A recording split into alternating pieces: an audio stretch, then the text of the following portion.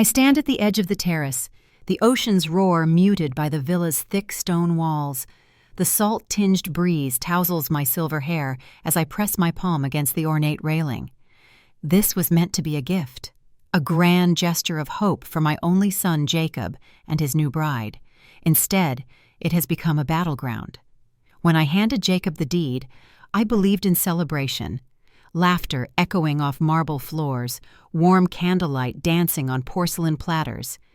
But before the champagne even touched crystal flutes, Sophia arrived, flanked by her parents, her brother, her sister-in-law, each striding through the front door as though they carried rightful claim. They claimed the master suite without a murmur of thanks. They commandeered my son's car, marched their boxes through the foyer, and dumped their trash at my feet. "We'll take the big bedrooms," they announced, voices smooth as silk and sharp as knives. They saw Jacob not as a man to cherish, but as a servant to exploit. And in that moment, I feel a calm fire ignite within me. They will discover too late that my son answers to no one but himself, and that his mother will not be silenced. I coast down the gravel drive, the villa unfolding before me like a pearl nestled in dune grass. The midday sun glints off white stucco walls, and I can almost taste sea salt on my tongue. Inside, a cool hush awaits. Vaulted ceilings, polished marble floors, curtains of sheer ivory that billow in the gentle breeze. I close my eyes and breathe in that promise of new beginnings. I am Helen, 62 years old, a widow who once steered a small company through stormy tides. Every penny I saved went into building this gift for Jacob, my only son, so he and Sophia could forge a life unburdened by rentals or debt. I imagined them laughing in this courtyard, hosting friends on the terrace, waking to sunrise reflections on the water. Today is my first visit. In my hand is a small box wrapped in pale blue ribbon, a family heirloom I plan to pass on. I reach the gilt gate and pause. My heart flutters with pride and anticipation. Then I see the car. 2, actually, then 3. Each bearing Sophia's family crest, a discreet sticker, but enough to make my lips tighten. The porch sofa is buried beneath mismatched blankets, and cardboard boxes crowd the entry. A faint clamor drifts from inside, voices, laughter, the scrape of moving furniture. I step through the gate. Gravel crunches beneath my sensible loafers. My pulse stutters. The living room's French doors stand wide open, sunlight pouring in, but unable to chase away the oppressive air of intrusion. I catch the scent of cooking oil, mingled with sea brine. There should be only Jacob and his wife here. I lift my chin and carry the small box across the threshold. My name echoes in my mind. Helen, the careful planner, the provider. I open the box to reveal antique porcelain teacups, hand-painted, edged in gold. It is a small luxury, but one meant to say, "Welcome home." Sophia emerges from the kitchen, flower on her blouse and a forced smile on her lips. Behind her, Olivia and Mia glance up from their phones, curiosity flickering in their eyes. "This is for you," I say, voice steady. I extend the box, the ribbon catching the light. The irony almost tastes sweet. Ever since I gifted this villa, I have been waiting for a moment like this, to remind them that generosity does not imply indulgence. They gape at the cups. Mia's sister-in-law teases her hair. Olivia adjusts her cardigan, as though I might vanish like a wisp of ocean mist. Jacob appears at the foot of the stairs, disheveled, apologetic, caught between two worlds. I rest one hand on the marble banister, my other still offering the teacups. The villa's silence murmurs around me, expecting me to choose my next words. And I do. I inhale once more. Then I speak. "Thank you for hosting us," I say, calm and clear. "But I believe someone will want to explain why this home feels more crowded than warm." I follow Sophia into the living room, each step echoing on the marble floor. The midday light spills through the French doors, illuminating a chaotic scene. A carton lies ripped open beside the sofa, its contents, pillows, a throw rug, half-unwrapped trinkets, strewn across the chaise longue. Olivia lounges on the couch, scrolling through her phone. Mia perches on the armrest, arms crossed, lips pursed. Sophia glances at me, cheeks flushed. "Mom, I'm so glad you're here," she says, voice wavering. There's flour on her forehead, a streak of sauce at her temple. I brush past her and kneel to set the porcelain teacups on the glass coffee table. The clink of china against glass sounds impossibly loud. Olivia looks up, one brow knitting. "Interesting teacups," she says, voice soft but sharp. "Did they come with the villa?" She taps a lacquered fingernail against Mia's knee. "Or did Grandma Helen bring her own decorations?" I inhale a slow breath of sea air scented with oil and eggs from the kitchen. I lift my chin. "They're family heirlooms," I say, tone smooth. "I thought we might use them tonight." Mia snorts. She stands and strides past me, nearly brushing against my elbow. "If you want something to celebrate, maybe we should get more dishes," she says. "Because right now, Sophia and I are sharing one pan, and it barely made enough eggs for breakfast." A flash of heat rises in my cheeks, but my voice stays level. "I see. Jacob said the kitchen was fully stocked when he moved in." Sophia's shoulders slump. Olivia chuckles, setting her phone down. "Well, he might have meant utensils," she says. "But cupboards were empty. We ran to our house to grab essentials. We wouldn't want Grandma Helen to miss out on modern conveniences." They cast sidelong glances at me, two perfect predators sizing me up. My heart pounds, a drumbeat of indignation. I remind myself that I stand on ground I own, that I control this moment. I rise. "Perhaps our technicians missed something," I say, voice cool. "I'll have someone look at the hot water this afternoon, and another set of dishes will arrive by evening." Mia laughs, short, sharp. "Oh, no need," she says, voice dripping sweetness. "We're fine with what we brought." She lifts a small ceramic bowl from a pile of boxes near the window. "This will do just as well." The insult lands heavier than I expect. It's not about the bowl. It's the implication that my gift was inadequate, that my home, built with love, was theirs to judge. I clear my throat. "Do you need anything else?" I ask, hands folded at my waist. Mia's smile turns mocking. "Actually," she says, opinion folding into each word, "we can't find a bin for the trash. All these grocery bags and to-go containers. We've been stacking them on the back porch, but it's getting unpleasant." Olivia rolls her eyes. "I'm sure Jovi, our driver, could haul it to the dump. But wouldn't you rather handle it, Grandma?" She flicks her gaze at me, then to the open French doors. "Your staff must be busy, though." My pulse surges. "I'll send someone to collect it," I say, voice tight. "It will be handled this afternoon." Their expressions shift, victory flavored with boredom. They turn away, huddling close as though sharing a private joke. I tuck my hands behind my back and breathe. In, out. A sudden clatter comes from the hallway. Jacob steps through the archway, wiping his palms on his slacks. He spots my stern face. "Mom," he says, confusion and apology mixing. "I'm so sorry about the chaos. Mia cuts him off with a flick of her wrist. "Jacob, dear, it's your home, but Grandma's presence complicates things." She glances at me. "You gifted this place to your son. We appreciate that gesture, but he and I built a life elsewhere.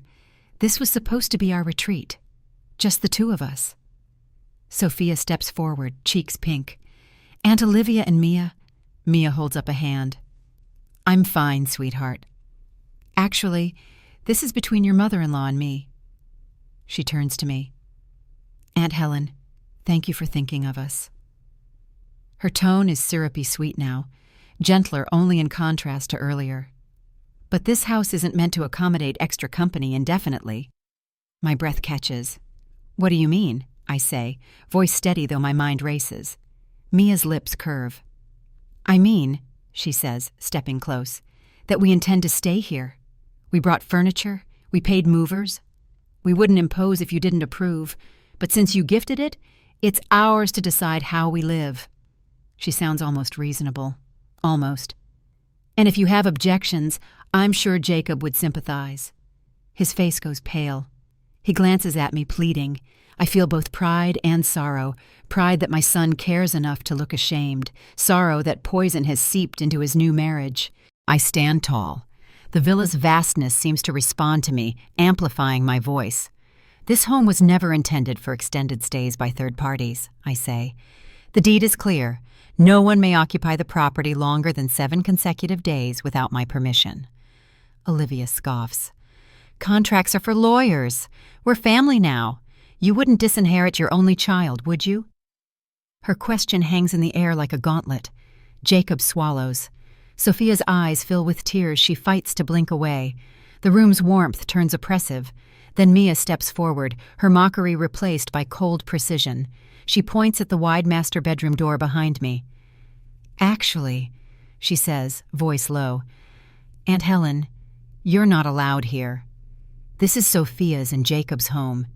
You must vacate the master suite. Immediately. Every muscle in me clenches. Her words strike like blades. My vision narrows to her smirk, the challenge in her eyes. I close my eyes for a heartbeat. In, out. When I open them again, my hand hovers above the porcelain teacup on the table. My fingertips brush the gold rim. Everything tilts towards silence. And then I speak, soft, calm, unyielding. My son, I say, I believe someone will want to explain why this house has grown so crowded and who truly holds its keys. I slip past the small congregation in the living room and into the broad hallway, each step echoing like a footfall through history. My pulse pounds in my ears, but my face feels bone cold. Still, controlled. I close the bedroom door behind me, and suddenly the roar of their voices dims to a distant tide. The villa's silence wraps around me, expectant. I lean against the smooth wood, fingertips brushing the cool bronze doorknob. A single breath, and I turn. On the console table lies the conference folder I tucked there this morning, anticipating a celebratory luncheon. Now, of course, I never unpacked it. I press a fingertip to its leather spine and let the scent of new paper and ink pull me in. My hands tremble, only slightly, as I open the folder. Inside, the deed transfer contract gleams atop the others, its cover stamped with my name in ebony script, Helen Tran. I lift it, the weight solid and undeniable. Across the top margin, in fine print, I see the clause I drafted with our family attorney months ago. The property shall be occupied exclusively by the grantee and his spouse. No third-party resident may remain on the premises for a continuous period exceeding 7 days without the express written consent of the grantor. Violation of this provision shall automatically revert ownership to the grantor without further notice. My breath catches. The paper rustles beneath my thumb, crisp as autumn leaves. I flip to the signature page. There, my careful flourish, Jacob's hasty scrawl beside Sophia's neat looped letters. I close my eyes against the swirl of emotions, betrayal and vindication, sorrow and righteous clarity. I am the giver, yes, but also the guardian of this home. I watch the walls bend around me, shadows dancing on the arches. This isn't simply a gift, it's a covenant. A silent promise between mother and son, respect this space or relinquish it. I hear a hesitant knock. Mom? Jacob's voice drifts in from the doorway, gentle, uncertain. I don't look up. My grip tightens on the contract. He steps in, shoulders hunched. Helen, are you all right? I pinch the paper, smoothing the crease beneath the clause. I'm perfectly fine, I say, voice steady. Better than fine. I just rediscovered a detail. I point to the paragraph. I believe this clarifies why this villa feels more crowded than welcoming. He glances at the contract, then back at me. His eyes widen, the color of storm clouds. His breath quickens. I let the silence bear down on him. It was important to me, I continue, that this house be your sanctuary, just yours and Sophia's, for as long as you honored its privacy. Anything beyond that requirement was never part of our agreement. He stammers. Sophia didn't tell me. I'm so sorry, Mom. I close the folder with deliberate care. The snap of leather against wood sounds final. I'm certain you and Sophia will rectify this, I say, keeping my voice low, unwavering. Jacob opens his mouth, but no words come. He looks toward the living room, where muffled voices still swirl. A faint laughter rises. Olivia's, no doubt. I straighten, pressing the contract back into the folder. My spine feels straighter, each vertebra aligned with purpose. I turn the knob and step back into the foyer. My heels click across the marble, pointed accents of authority. They quiet as soon as I appear. All eyes pivot toward me. Sophia stands behind Jacob, her face pale. Olivia and Mia slump into the sofa as though shadowed by reproach. My son swallows. I unfold my arms. The folder is clasped in my left hand as naturally as one might hold a teacup. I see you've settled in nicely, I say, voice level.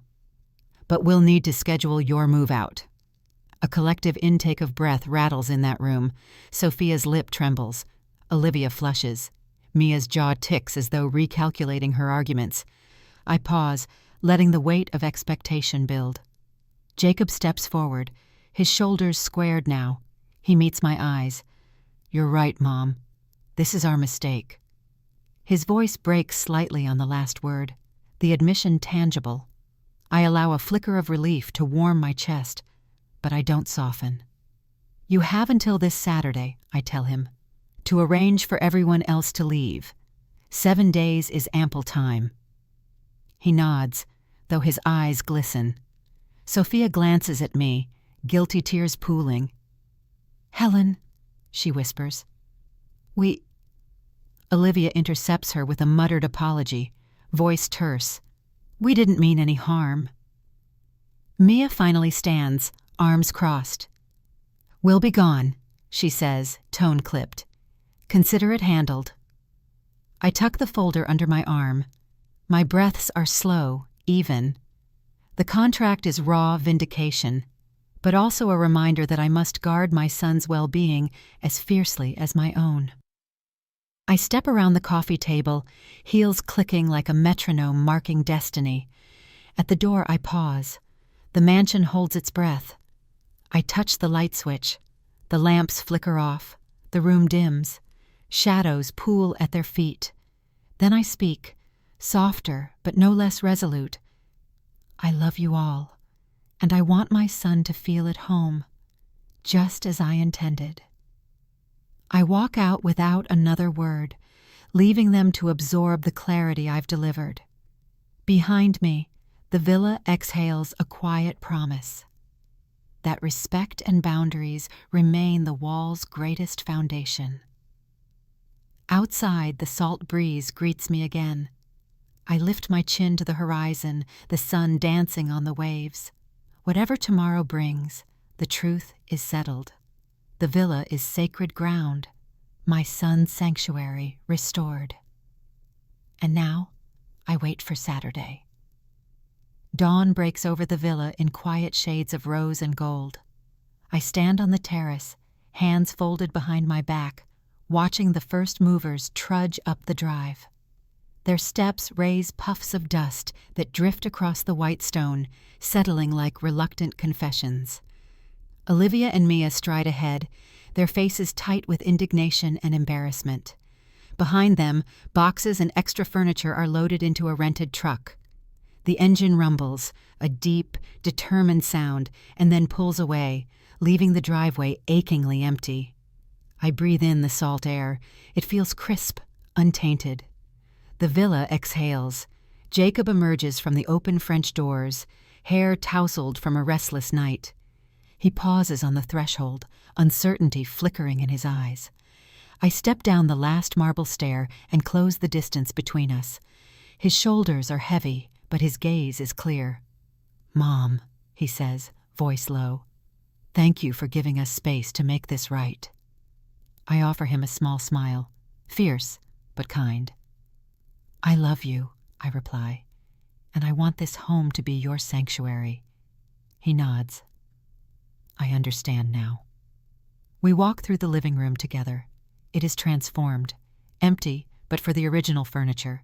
Sofas plumped just yesterday, unmarked walls, the shine of polished floors. A single cardboard box sits by the hearth. Jacob's things he chose to unpack. A family photograph, a few books, a vase he brought from his old apartment. Everything else has gone back to its rightful owners. The silence is a gift. I run my fingertips along the edge of the coffee table. It feels smooth, unscarred. This room had felt tangled, stifled by other people's voices. Now it breathes again, open as the sky. Jacob gestures toward the terrace. "Can we talk out there?" I follow him through the French doors. The breeze is scented with jasmine from the garden below. He pours us each a cup of coffee, strong, black, the steam curling like tendrils toward the rising sun. We sit on wrought iron chairs, cushions soft under us. He takes a slow sip, eyes on the horizon. "I should have seen it sooner," he says. "I was so happy to start this new life. I didn't notice how my family was crowding yours out." I lean forward, voice gentle. "It's easy to overlook small things when you're in love." He looks at me, sorrow and relief mingling. "They acted like they had a right. I felt torn between standing up for you and keeping the peace." I reach out and place my hand over his. Peace built on selfishness isn't peace at all. I had to remind them that respect matters more than silence. He nods, and the weight lifts from his shoulders. "I'm sorry, Mom, for not defending you sooner." I squeeze his hand. "You defended the villa by letting me handle it." A breeze stirs the curtains behind us, carrying the faint scent of sea ozone. I close my eyes for a moment, savoring it. When I open them again, I see Jacob's brow smooth, his posture straighter. "You're free to stay," he says, voice firmer. "This is your home, too." My heart warms. "Thank you." He stands and stretches, the tension falling from him like old skin. "We'll start fresh," he says. "Just the two of us. And Sophia, of course. We'll make this our real home." I stand as well. "I'd like that." He glances toward the now empty driveway, as though expecting another surprise. There is none. The villa is still, clean, ours. The mover's truck disappears around the bend. I step forward and breathe deeply, the light catching my face. Years of work, sacrifice, and love have built this moment. I brush back a strand of hair. Jacob clears his throat. "There's something else." I turn. He hands me the single cardboard box from the hearth. Confusion flickers across my features. "I wanted you to have this." I peel back the tape and lift out a small wooden frame. Inside is a photograph of Jacob as a boy. Sandcastles on a beach. My arms wrapped around him as he beams at the camera. On the back, in Sophia's careful handwriting, 3 words. "Home is where love lives." Tears prickle at my eyes. I press a hand to my mouth. Jacob steps closer. "We're sorry it took so long, but we realize that a house becomes a home only when you fill it with respect and gratitude." My shoulders shake with emotion. I've kept tightly controlled for months. The sea breeze carries it away. I smile, fierce and proud. He places the photo in my hands. "Will you stay for lunch?" I meet his gaze. "Tell Sophia I'll help in the kitchen." He laughs, warm, relieved. It echoes across the terrace and into the villa, a sound sweeter than any contract clause. Inside, the porcelain teacups gleam on the coffee table. The walls are bare once more, ready for new memories. Every corner awaits laughter, conversation, and the quiet comfort of family. I step back onto the terrace, holding the photograph like a treasure. I reach out to place it on a small table by the door. The vase beside it holds fresh jasmine blooms, their scent mingling with sea salt. The villa stands serene, its dignity restored. I rest my hand on the wrought iron railing and gaze toward the horizon. Waves shimmer in the afternoon light. I look back at you, dear reader. Have you ever faced a situation where boundaries meant everything? Share your story in the comments below. And if you believe that respect is the true foundation of a home, hit subscribe so we can celebrate every victory, large or small, together.